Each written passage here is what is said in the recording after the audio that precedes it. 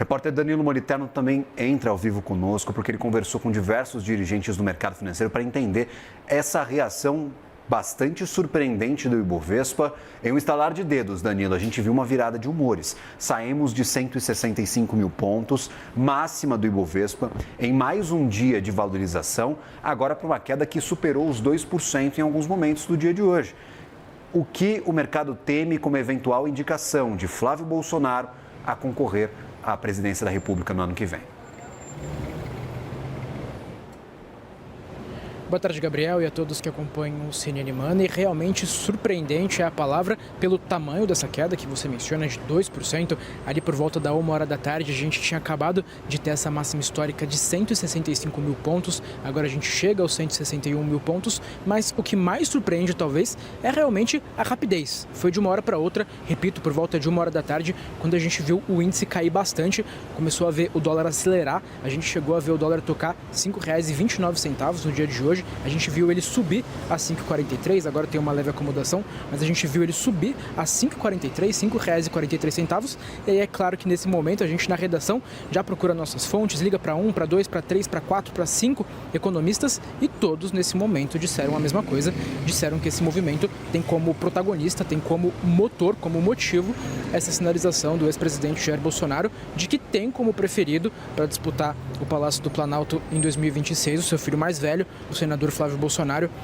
senador do PL pelo Rio de Janeiro. Essa sinalização, portanto, é o grande motor para esse movimento. A gente costuma ter esse tipo de movimento em que uma notícia faz uma troca de sinais na bolsa, então a gente já procura de onde que vem esse motor. E nesse caso, todos os analistas são unânimes, quando a gente procura eles nesse momento, em indicar que essa sinalização de Jair Bolsonaro seria a motivação para essa troca. E aí, qual que é a leitura do mercado neste momento? Dá para a gente resumir basicamente em duas sentenças. Primeiro, mais polarização. Segundo, menos reformas. Essa é a visão de que a candidatura de Flávio Bolsonaro, apoiada por seu pai, Jair Bolsonaro, significaria perspectiva de um país mais polarizado e com menos possibilidades de reformas no futuro.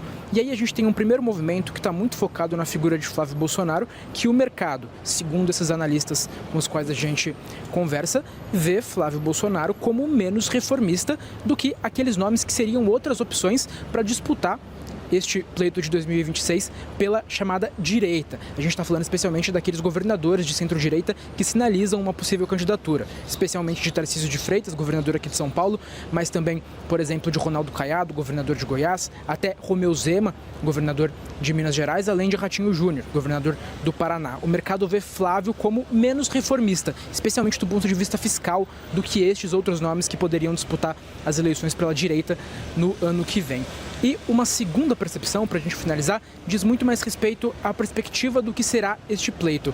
O mercado vê, assim como muitos analistas políticos veem e falam há bastante tempo sobre isso, de que Flávio e qualquer outro filho de Bolsonaro seria menos competitivo diante do presidente Lula num hipotético segundo turno do que qualquer um desses outros governadores de direita, por, na visão desses analistas, ter menos potencial de atrair esse eleitor de centro, de atrair esse voto moderado.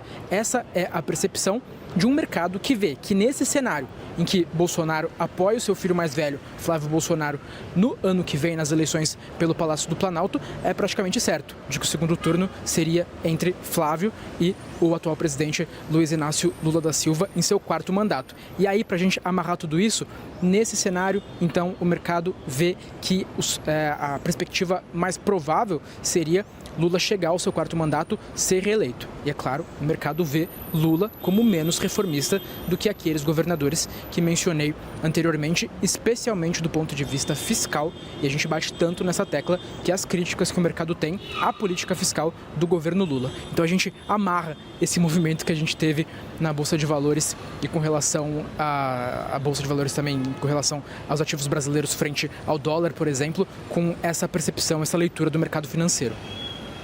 Perfeito, valeu. Danilo Moliterno pelas informações, a gente continua atento, a gente se perguntava sobre o que estava acontecendo com a Bolsa de Valores, agora a gente tem as respostas, esse receio de uma mudança completa no tabuleiro político do ano que vem, algo que não estava sendo especulado, o nome de Flávio Bolsonaro pouco aparecia nessas indicações, uma eventual indicação de Michele Bolsonaro já era discutida, inclusive pelo próprio presidente, em uma entrevista à CNN, falou de uma eventual indicação da sua esposa, da Michele Bolsonaro, ex-primeira-dama, então a gente continua acompanhando e, claro, como é que o PL vai reagir a essas notícias e como o mercado vai reagir daqui em diante com essa virada de humores de repente. Obrigado, Danilo. Continuamos contando contigo. Um bom trabalho a você.